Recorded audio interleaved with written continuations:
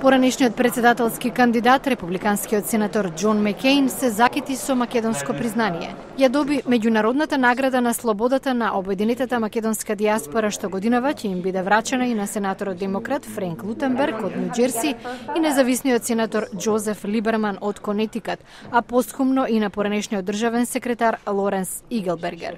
Наградата е поттик за натамошна работа на билатералните односи, изјави Маккейн за гласот на Америка на македонски по доделувањето. Значи многу да се добие меѓународна награда за слобода, бидејќи доаѓа од луѓе кои иако ја напуштиле својата земја за да дојдат во САД и други земји ширум светот, и натаму се определени за независноста и слободата на Македонија, земјата која, како што знаеме, се има соочена со предизвици. Нивната поддршка за мене е мотивација да продолжам да ја поддржувам Македонија.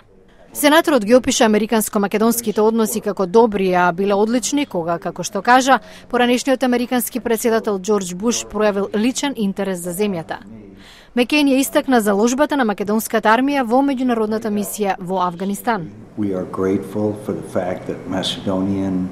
Благодарни сме заради фактот што македонската армија ни помага во Авганистан и благодарни сме на македонскиот народ за пожртвуваноста на младите војници. Сметам дека односите меѓу обете земји ќе останат добри, па дури ќе се подобрат.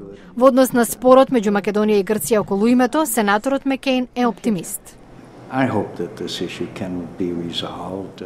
Се надевам дека прашањето може да се реши. Грција во моментов се справува со огромни предизвици и сметам дека во таква ситуација добрите односи со Македонија веројатно само ќе бидат од нивен интерес.